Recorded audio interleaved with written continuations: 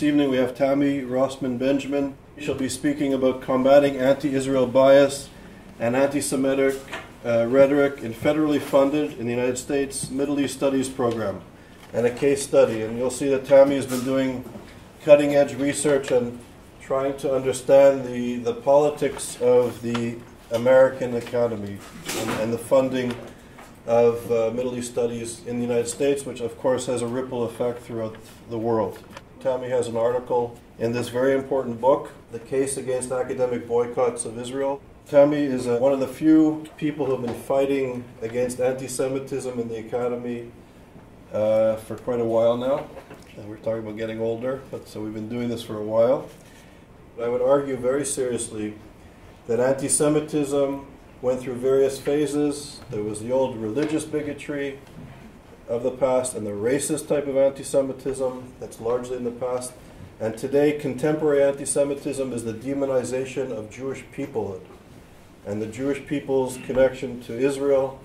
And I'd say, tragically, the academy is emerging as one of the greatest purveyors of contemporary anti-Semitism, the attacks on Jewish peoplehood. And Tammi's in the thick of it, fighting contemporary anti-Semitism.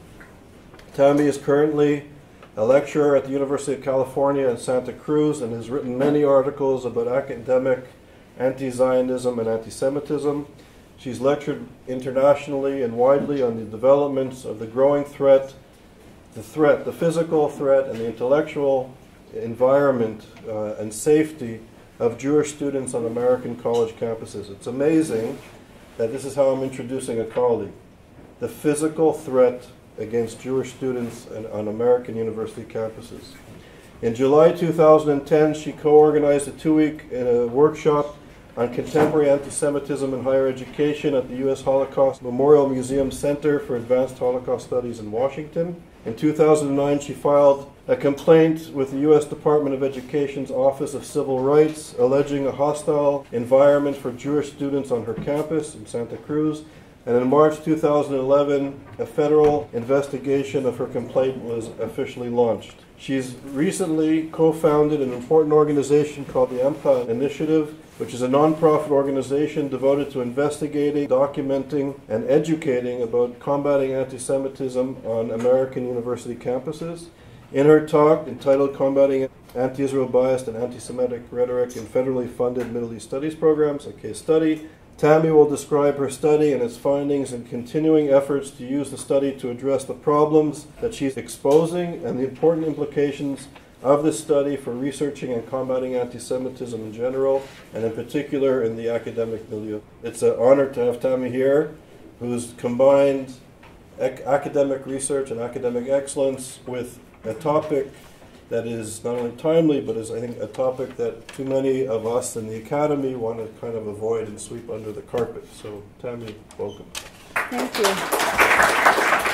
As Charles mentioned, I am the director of the AMCHA initiative. AMCHA is a Hebrew word meaning the ordinary people, sort of grassroots group. And what we do is we're a nonprofit that monitors and combats campus anti-Semitism.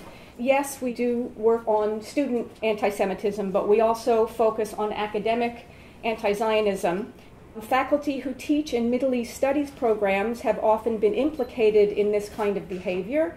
And there's a lot of anecdotal evidence of Middle East studies classes and events which are virulently anti-Israel and contain anti-Semitic rhetoric.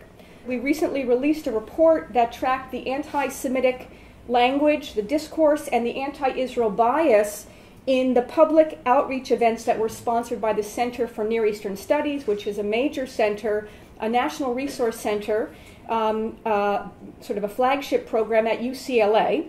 We tracked it over a 3-year period from 2010 to 2013, and we found significant anti-Semitic activity and anti-Israel bias in the events, as well as a real singling out of Israel for denigration and opprobrium from among all the Middle Eastern studies, and there are 14 of them that they actually focus on. So during that same 3-year period, and this is important, the CNES, which is the acronym for the center, CNES received almost $1.5 million from the U.S. Department of Education under Title VI of the Higher Education Act. Now, Title VI, which is different, if you know, there's another Title VI. There are a bunch of Title VIs, but this one, there's one that has to do with civil rights. That's the one that I filed my complaint under, as Charles was saying. But it's a different Title VI, a different statute. This is under the Higher Education Act. And that act was established to provide funding for university programs to equip students with a full and unbiased understanding of the regions and countries of the world that are vital to U.S. security interests. And so to that end, the law, Title VI of the Higher Education Act, actually stipulates that programs receiving Title VI funding must demonstrate that its activities reflect, and this is their quote in the law, diverse perspectives and a wide range of views. The results of our study indicate that CNES, the center, has a troubling anti-Israel and anti-Semitic bias that not only distorts the center's scholarly and educational mission, but is a violation of its federal funding requirements, which is going to be an important way that we can actually address this.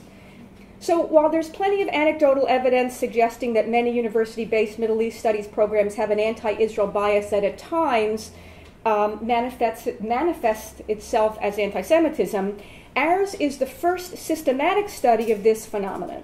And as such, we believe our study has important implications for measuring, understanding, and addressing anti-Israel bias and anti-Semitism not only in federally funded Middle East studies programs, but actually in departments and disciplines throughout the humanities and social sciences. What I'd like to do is to describe our study and its findings, our continuing efforts to use our study to address the problems that we've exposed, and the important implications of our study for both researching and combating campus anti-Semitism.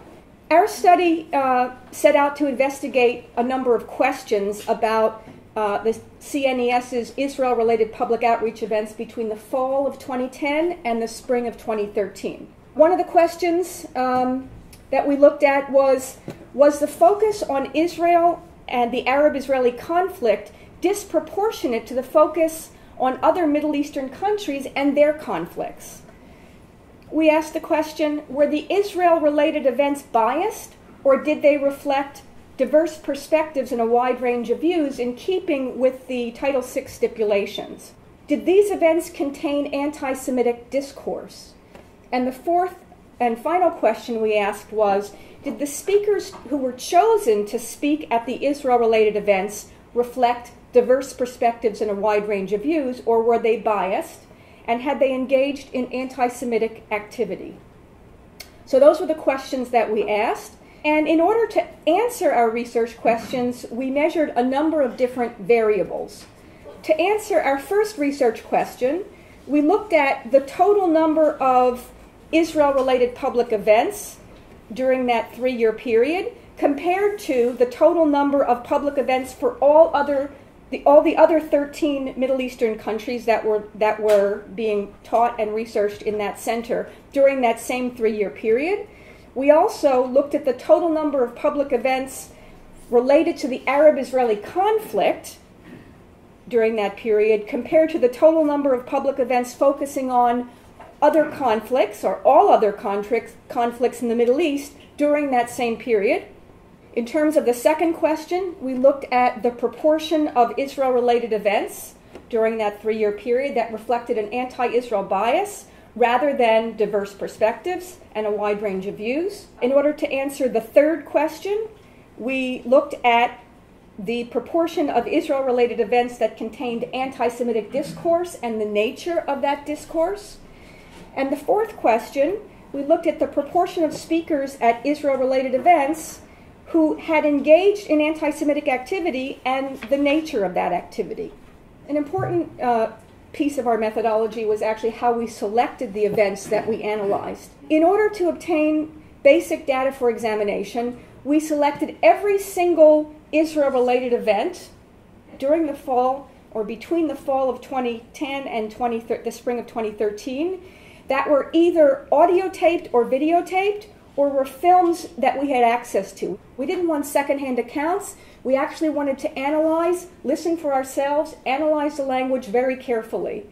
And so we only looked at events that we actually had access to the talk itself, or the movie itself if it was a film. There were 28 events like this that we had access to, so 28 Israel-related events that we ultimately included in our study. We didn't reject any event for any reason except if we didn't have anything to listen to and evaluate. So we wanted to be fair-minded about this. We really did want to do a very fair-minded and objective study of these questions.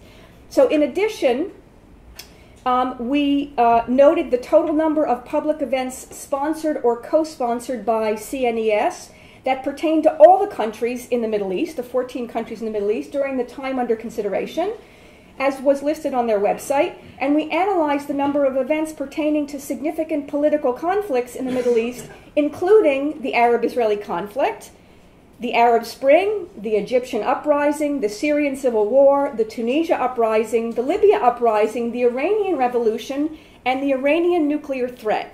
It was quite an eventful 3-year period in the Middle East, okay? A lot of conflicts. We looked at all of them, at least to compare them to how many events focused on the Arab-Israeli conflict. Perhaps the most interesting and potentially controversial part of our methodology was how we identified anti-Semitism, how we identified anti-Semitic activity, both in the events that we analyzed and in the speakers' biographical information that we reviewed. So our analysis was that we used, or was based on a systematic definition of anti-Semitic activity that focused on 9 categories of anti-Semitic behavior or discourse. 8 of the categories that we used were taken directly from the U.S. State Department's definition of anti-Semitism, which was established through the Global Anti-Semitism Review Act of 2004.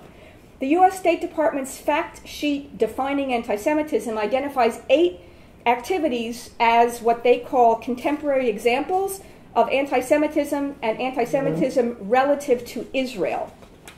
So here are those 8 categories that we took directly from the website of the U.S. State Department. The first, using symbols and images associated with historical anti-Semitism, such as statements that accuse Israelis or Jews of deliberately murdering non-Jews, especially children, for their own malevolent needs, which we call the blood libel, or accuse Israelis or Jews of controlling the U.S. or the world, which is language or themes taken from the Protocols of the Elders of Zion. The second category was accusing Jews in Israel of inventing or exaggerating the Holocaust, which is, I think, self-explanatory. The third category, demonizing Israel, includes rhetoric that accuses Israel of being evil or demonic in intent, in policies, or in history. For example, claiming that Israel commits crimes against humanity, such as ethnic cleansing and genocide. The fourth category, comparing Jews to Nazis. The fifth category include delegitimizing Israel, including claims that Israel, as a Jewish state, is not legitimate and does not have a historical, legal, or moral right to exist. For example, claiming that Israel is a fundamentally racist, colonialist, apartheid state. The sixth category, denying Jews their right to self-determination. This includes denying the existence of Israel, or calling for the elimination of the Jewish state, such as by calling for a non-Jewish binational state, or calling for the Palestinian right of return, which would really mean an overrunning or an elimination of the Jewish state. The seventh category from the U.S. Department of State Department, holding Israel to a double standard, such as by claiming that Israel is the worst human rights violator in the world, while ignoring countries in the world which have far, far worse human rights records than Israel. And the eighth category, condoning terrorism against Jews or supporting terrorist organizations. So one additional category that was consistent with it wasn't directly taken from the website, but it was consistent, we believe, with the U.S. State Department's definition. We added to our list of categories that in identifying anti-Semitic activity, and that is promoting boycott, divestment, or sanctions against Israel, otherwise known as BDS for the boycott, divestment, sanctions. So this category was included because the BDS movement holds Israel to an egregious double standard. It operates by demonizing and delegitimizing the Jewish state, and its founders have all stated unequivocally their desire to eliminate Israel as a Jewish state. So we have the double standard, we have the demonization, delegitimization, and denying Jews the right to self-determination, four categories which are in fact on the U.S. State Department's list of identifying anti-Semitism. So in order to ensure accurate, systematic, and consistent application of the definition and the categorization by the different researchers, we had about 10 different researchers who were helping us with this study. The categories were operationalized and examples were given in a worksheet for identifying anti-Semitic activity, and the researchers were all trained in its use. So we didn't take this lightly, and every researcher's filled out worksheet was then reviewed by myself and my colleague, professor from UCLA, to make sure that we all could agree on those assignments of when something was anti-Semitic, we all believed it to be true according to our standards and definitions. The events were also examined for anti-Israel bias, defined as pervasive criticism of the government, policies, society, and or people of Israel. And finally, we collected biographical information that we had prepared about every speaker at the Israel-related events during that 3-year time period, including examples of anti-Semitic activity engaged in by that speaker. Anti-Semitic activity was defined by the same 9 categories that we used to evaluate the events. And 31 speakers, 31 individuals were investigated, as well as similar biographies were gathered about the 3 directors of the Center for Near Eastern Studies during the 3-year period under investigation, and we did a similar analysis looking at the anti-Semitic activities that they had engaged in and their own biases. The first finding was that there was a disproportionate focus on Israel and its conflicts. So of the 149 total CNES-sponsored or co-sponsored public events related to specific countries of the Middle East, 27 of them pertained to Israel. The only events that were exceeded that in terms of the number of an individual country that had events that were presented by CNES was Iran, and that was because I think there was a separate, that whole program, their Iran program, was separately funded by a very generous donor, and most of those programs were in Farsi, and most pertain to cultural aspects of Iranian society and history. Very, very few of those events pertain to anything political or specifically any conflicts that Iran was involved in. So a disproportionate focus on Israel compared to other countries of the Middle East, with the exception of Iran. Even more striking, I think, 61% focused on the Arab-Israeli conflict. The second finding was that we found significant anti-Israel bias and anti-Semitic content of the Israel-related events. So none of the 28 Israel-related events that we listened to spoke positively about Israel's government, its laws, its policies, its society, or its people, meaning there was no pro-Israel bias in any of those 28. And in fact, 26 of the 28 events, or 93%, exhibited bias against Israel. Sometimes slight, but all the way to wild and egregious bias against Israel. Now, anti-Semitic, the most interesting piece, anti-Semitic content was found, as we measured it according to the 9 categories that I laid out, was found in 21 of the 28 events, or 75%, 3/4, 75% of the events, Israel-related public events, contained anti-Semitic content. And of the different forms of anti-Semitic content, you can see that 57% engaged in rhetoric that was demonizing of Israel, 39% delegitimized Israel, 18% promoted, in the event itself, promoted the boycott of Israel. Sometimes outlandishly so. You know, you have on your seats a form you could fill out about the boycott, to boycott Israel, or filling out a petition to boycott Israel in an event that was sponsored or co-sponsored by CNES. Holding Israel to a double standard, denying Jews the right to self-determination. Almost a fifth of the speakers denied Jews the right to have a Jewish state. 11% compared Israelis to Nazis, and 11% condoned terrorism. Our third finding had to do with the speakers, and we found, once again, significant anti-Israel bias and anti-Semitic activity of the speakers at CNES Israel-related events.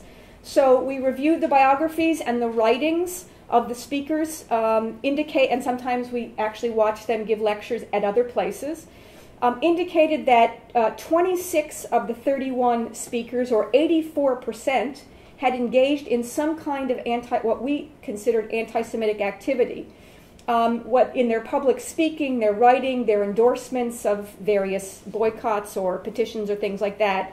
So 81% had, outside of this, we're not talking about what they did at CNES, we're talking about what they did in general, even mostly before they came to CNES to speak. So what I'm trying to say is it was well known who these speakers were when they were invited to come to speak at CNES. So 81% had engaged in their academic activities in demonization of Israel. 68% had endorsed some kind of boycott activity against Israel. 64% tried to delegitimize Israel. 48%, almost half of the speakers, did not believe in the Jewish right to self-determination, wanted to eliminate a Jewish state. 32% had compared Jews to Nazis, and 32% had actually even condoned terrorism, again, in their writings, speaking, or endorsements. Our fourth finding had to do with the directors themselves. There were 3 directors during the period that we looked at. Despite their mandate, and this is what is really compelling, I think, they're directing a Title VI funded center. They're getting $1.5 million to direct a center that does Middle East study and research. And one of their primary mandates is to maintain linkages with institutions of higher education in the Middle East. Nevertheless, all 3 directors had signed petitions calling for the boycott of Israeli academic institutions and scholars. Right? They're supposed to maintain linkages with other institutions of higher education in all of the Middle Eastern countries where they have research interests. And one of the Middle Eastern countries, last time I looked, was Israel. And according to Disproportionate Focus, they know it's Israel. And yet, all 3 of them have engaged in academic boycotts of Israeli academic institutions and Israeli scholars. In addition, all 3 directors, despite directing a program that is intended to encourage its students to study abroad in the countries in the Middle East, different countries in the Middle East, and touting on their, we have their proposal, their grant proposal they submitted to the federal government. They touted their Israel Abroad program as part of the center's fulfillment of their Title VI funding requirements. All 3 of the directors had publicly opposed and demanded that the University of California Israel Abroad program be rescinded on the grounds that Israel discriminates against Palestinians. One of the directors had actually authored and circulated that petition. That's what we have. Disproportionate focus on Israel and its conflicts, anti-Israel bias and anti-Semitic content of the events, anti-Israel bias and anti-Semitic activity of the speakers, and anti-Israel bias and anti-Semitic activity of the directors. Our report concluded that our analysis of CNES's public outreach events about Israel revealed serious problems with the events, the selected speakers, and the directors, which appeared to violate the stipulation of the center's Title VI funding and distort its scholarly and educational mission. In our report, we recommended that these problems be forthrightly addressed by the UCLA administration and by the U.S. Department of Education.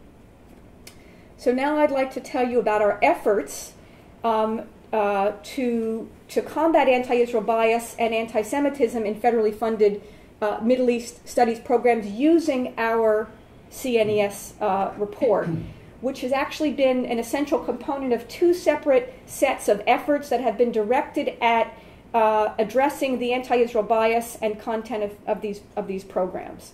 One set of efforts was directed towards the administrative leadership of the University of California and UCLA, with the goal of getting these administrators to acknowledge and then to address the center's anti-Israel and anti-Semitic biases, and to ensure that the center lived up to its obligations under its federal funding requirements.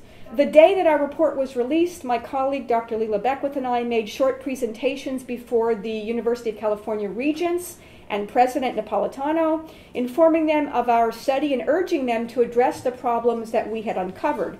And we provided them with a summary of our report and a link to our full report and statements of concern from 13 higher education, civil rights, and Jewish community organizations. We also sent a letter to the UCLA Chancellor, Gene Block, informing him about our study and urging him to carefully review it and address the concerns it raised.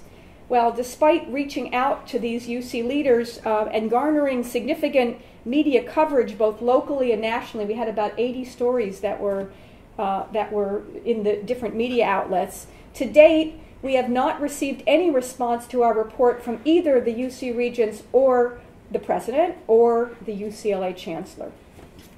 So the second set of efforts, although I think I know why, and you'll see why in a few minutes, something an interesting development I'll tell you about. But our second set of efforts was directed to the U.S. Congress and the U.S. Department of Education.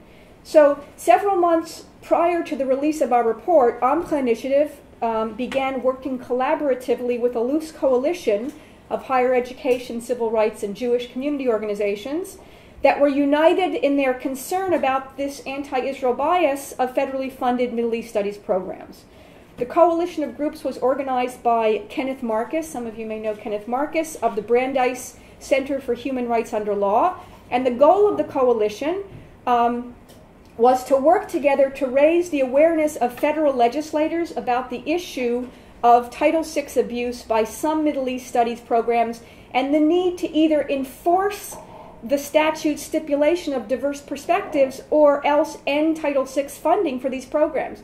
And we're talking about tens of millions of dollars every year that is given to Title VI funded universities for, again, remember, for national security purposes. So either, as Ken said, either mend it or end it. So the establishment of the coalition was timed, in fact, to coincide with the U.S. Congress considering the reauthorization of this Higher Education Act, which expired at the end of 2013. So on the day that we released the AMCHA report on CNES, 10 organizations in the coalition, including the Brandeis Center, the AMCHA Initiative, the Simon Wiesenthal Center, the Zionist Organization of America, and the Orthodox Union, among other organizations, issued a joint statement decrying the misuse of Title VI funds to support what we said were biased, politicized, and imbalanced programs in the Middle East. And the joint statement actually used the AMCHA report as a primary source of evidence of the problem.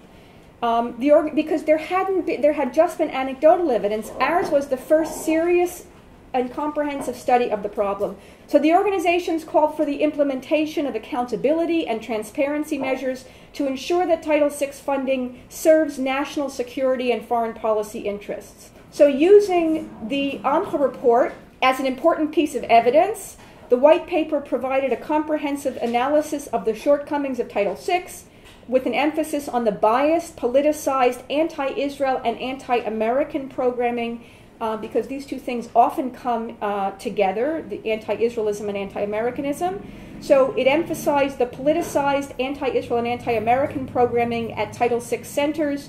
It offered several recommendations for ensuring that federal funding is not abused, and once again, it called on Congress to reform Title VI funding or to end it. So on the day that the AMCHA report, the joint statement, and the white paper were released, they were also sent to leaders of the House, the United States House Education and Workforce Committee, and the Senate Health, Education, Labor, and Pensions Committee. Less than 2 weeks later, which was just about a month ago, Nita Lowey, a Democratic congresswoman from New York, who is also the ranking member of the House Appropriations Committee, Nita Lowey sent a letter to the U.S. Department of Education, or the U.S. Education Secretary Arne Duncan, urging him to immediately adopt standards to prevent imbalanced higher education programs with anti-Israel biases from receiving Title VI funding, arguing, and she made an argument that I want you to listen to, arguing that these programs could engender anti-Semitism or criticism of Israel that devolves into the defamation of the Jewish people. And the reason that this is significant is that we had been arguing, at least with the federal government, about bias, anti-Israel bias, because the language of the statute had to do with bias.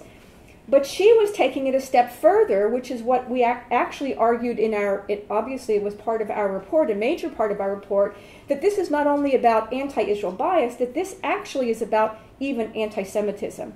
And in her letter, she credited the joint statement for raising her awareness of this matter.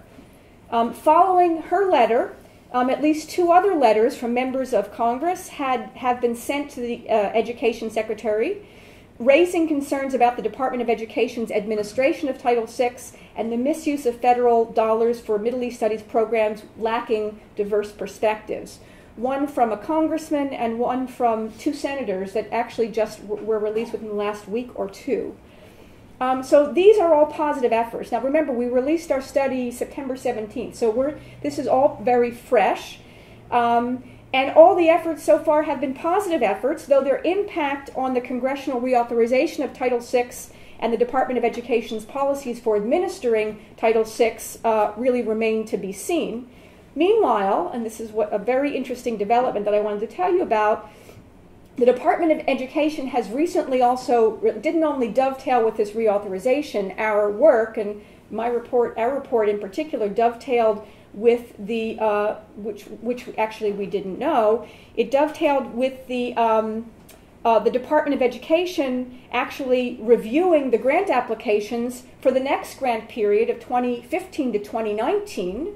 And they just finished doing that recently. And according to an announcement that was made in a newsletter from the Center for Near Eastern Studies at UCLA, where we did our report, just October 14th, so what's that, about 2 weeks ago, they announced that the center was not awarded Title VI funds for the upcoming grant cycle. And this is the first time in many, many years that this Title VI funding has not come to UCLA Center for Near Eastern Studies. So whether CNES's defunding had anything to do with our report or the coalition's effort is unclear, and I do not want to take credit for this. I mean, I believe that it could well have had to do with something else, and it might be that our report didn't hurt in this effort, but we do not know whether the report or our coalition's effort really had much to do with it. However, this is what I think. Even if anti-Israel bias per se was not a factor in the Department of Education's decision, I believe that the general politicization of that center, of which anti-Israel bias is but one example, that the general politicization of the center could well have affected the academic quality of the program, making it less competitive to granting agencies and really unworthy of Title VI funding. So now I would like to talk about, finally, the implications of our study. And I think that there are really 2 important implications. The first having to do with combating campus anti-Semitism, and the second having to do with studying that phenomenon. So the anti-Israel bias and anti-Israel rhetoric found at UCLA Center for Near Eastern Studies is not unique to that center or even to other Middle East studies programs. As we know, one of the primary sources of campus anti-Semitism is faculty in many departments and disciplines, particularly in the humanities and social sciences, who use university resources, classrooms, conference halls, and university websites, etc., to engage in anti-Israel advocacy and activism, which often contains anti-Semitic aspects, including the demonization and delegitimization of the Jewish state and calls for its elimination, as well as advocating for the boycott of Israel. So at the heart of the difficulty in combating this kind of academic anti-Semitism is and I talked about this a little bit earlier today, is the malleable definition of academic freedom and its indiscriminate application to virtually all faculty expression within the university, including expression that is politically motivated and directed, right? So even professors who use university resources to engage in blatant political advocacy that has nothing to do with their scholarly expertise, such as this mathematics professor at California State University, Northridge, who uses his university's website to host an anti-Semitic boycott Israel. This is on the website of California State University. It's the largest, publicly funded university system in the world. He has a page on that website called the Boycott Israel Resource page, which contains a litany. Here's just a little bit of it. A litany of false and inflammatory statements, photographs like this. This was actually a little bit benign. I mean, there are dead and mutilated babies, allegedly Palestinian babies, that contains this false and inflammatory statements and photographs that are really intended to incite hatred and promote political activism against the Jewish state. Even a professor like this, a mathematics professor, is claimed by university administrators to be protected by academic freedom. They will not. 4 years we've been trying to get them to pull down this website on the grounds that this is just an abuse, abuse of tax dollars. We've gone even to the Attorney General of the state of California, who continues to support the administration, which continues to say that this is academic freedom. This is all to say that in trying to address these issues, the biggest problem that we have is what we understand to be this very malleable definition of academic freedom, which allows anything. A professor can say and do anything under this mantle.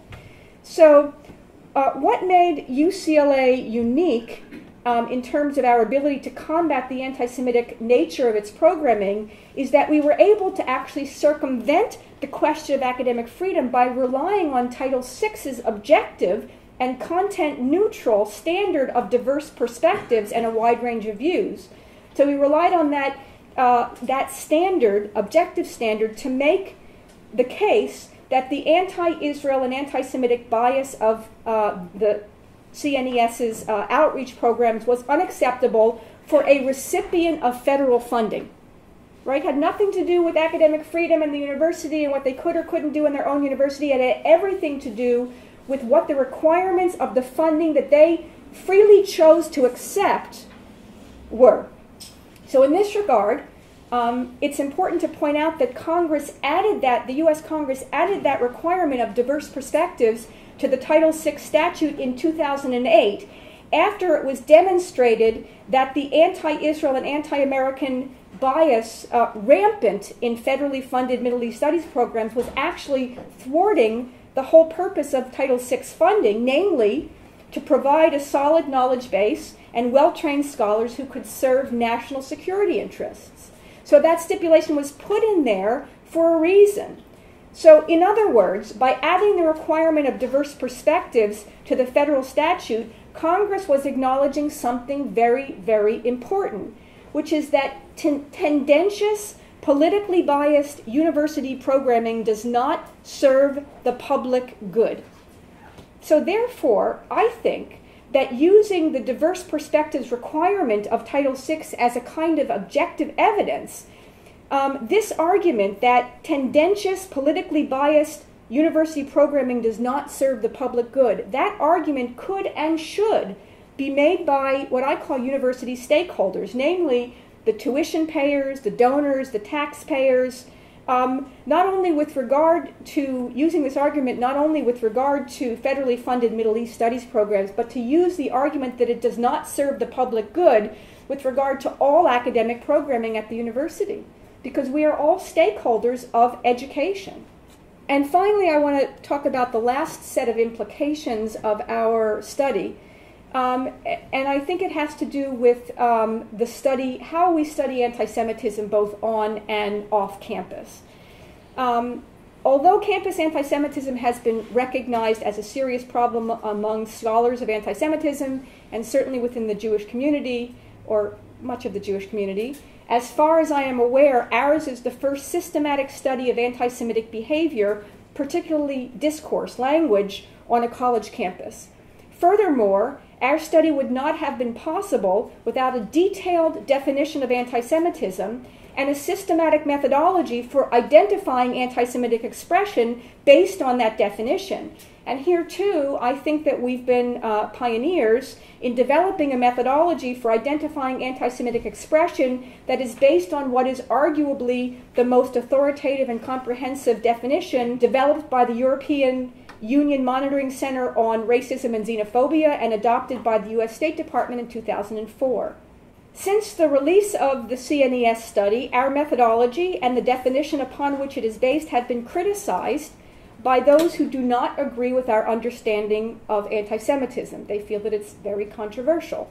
One group of academics, I will say this, I didn't write it, but I will say it, Jewish studies professors, actually called our definition of anti-Semitism so undiscriminating as to be meaningless, but provided no examples of why it was either undiscriminating or meaningless in even a single instance of its application, despite the fact that our 100-page report includes meticulous footnotes containing the exact location in podcasts, films, and documents of hundreds of instances of discourse that we had identified as anti-Semitic. Another critic, the president of the Middle East Studies Association, writing on behalf of that organization's Committee on Academic Freedom, accepted 2 of our 10 categories of anti-Semitic expression. Those 2 were using symbols and images associated with historical anti-Semitism and accusing Jews and Israel of inventing or exaggerating the Holocaust. Those 2 he accepted as justified examples of anti-Semitism, but he rejected the other categories, particularly the categories of demonization, delegitimization, denying Jews the right to self-determination, and advocating for boycotts of the Jewish state.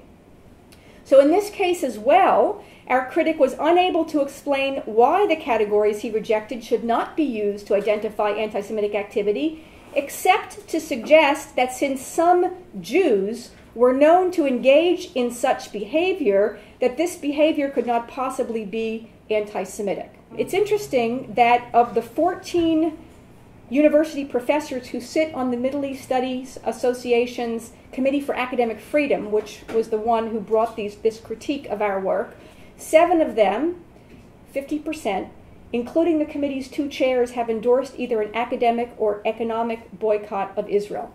Until such time as a more adequate definition of anti-Semitism is proposed for discussion and debate, and I, for one, eagerly await that time. I mean, there are problems with the State Department's definition, I do agree, but until there's something better, we will continue to use and promote the U.S. State Department's definition of anti-Semitism and our own methodology for operationalizing it in order to study and find ways of addressing campus anti-Semitism.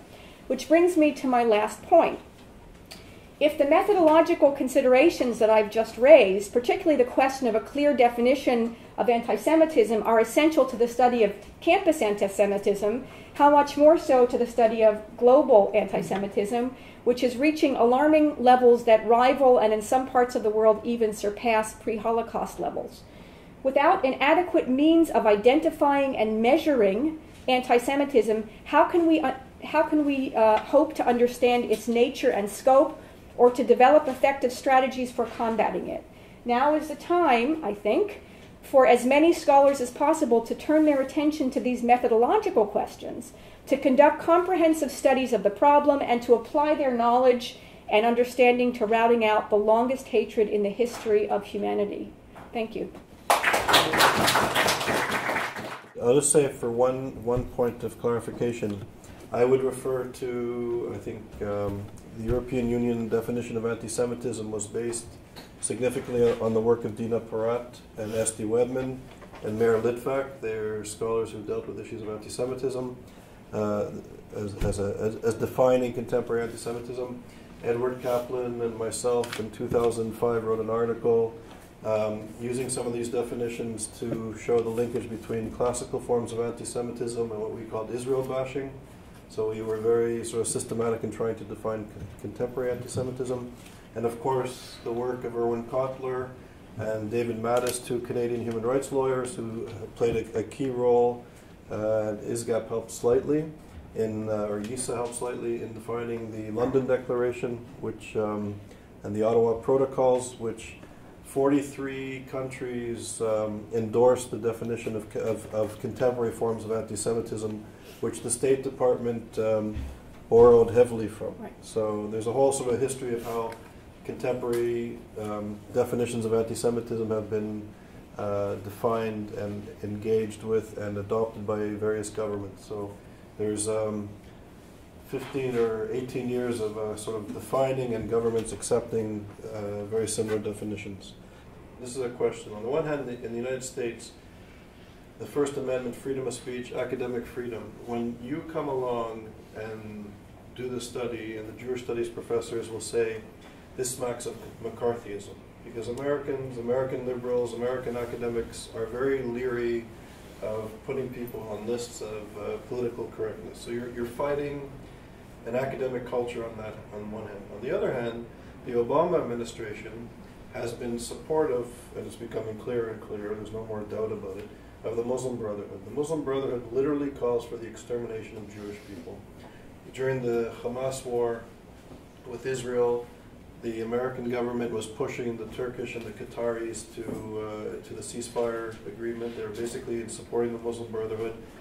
In the United Nations, Obama, in his address to the General Assembly, literally supported the Muslim Brotherhood. So on the one hand, you have political correctness in the academy, and on the other hand, the American foreign policy is now openly supporting people who call for the extermination not only of the dismantling of Israel, but the extermination of Jews. So speak to us of the context. You're fighting an uphill battle in the academic context, and now the political moment in the United States, I say, is extraordinarily difficult and dangerous. So how do you, how can you and us? Again, I think that I think that it is, I don't know that I can answer that question fully, because I'm not that smart or savvy about, about the government, but I do know that there are plenty of people, for instance, when, let's say, to take, what I write about a little bit in the article in the book about academic boycotts. Academic boycotts have really, I think, people do things, especially on campuses. Things happen, and I've been at UC Santa Cruz since for 17 or 18 years, and you see things, and they happen, but they happen in a kind of a vacuum, in a closed, little hermetically sealed ivory tower. And people in general don't understand what their tax dollars are actually going to support.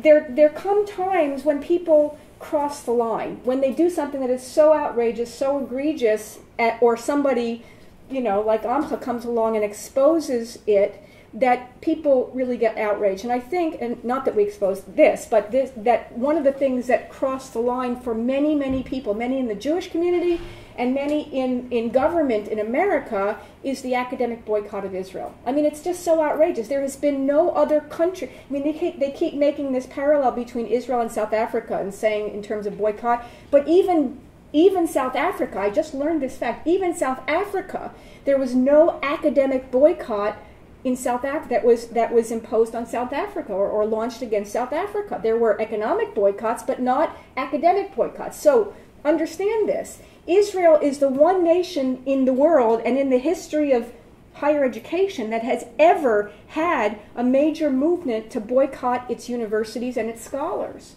right? It was so outrageous. The whole thought of it got people motivated in the Jewish community, in 250 university presidents across the U.S., condemned the ASA, the American Study Association's academic boycott. It was a professional academic association's academic boycott of Israel last December, 250, okay?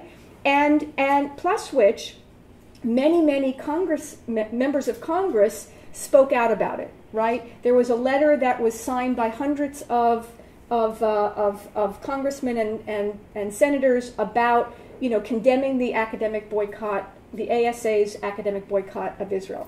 So I do think that even though there might be a president and members of that administration that have the proclivities that you talk about, I also think that there are people that really get it, like this Nita Lowey, who's the ranking member of the House Appropriations Committee, who's calling this anti-Semitic even, right? We didn't even go at that far in the joint statement. We just talked about the bias, but she went further and said this is actually we have to worry about it being anti-Semitic. So I think that there are enough people who care about this, and they're overplaying their hand because for too long, academics have been allowed to actually do and say whatever they want, and they've brought their political agendas into the classroom. We're talking about decades. And I think that we need to address it, again, by sort of raising this outrage. But here's the thing.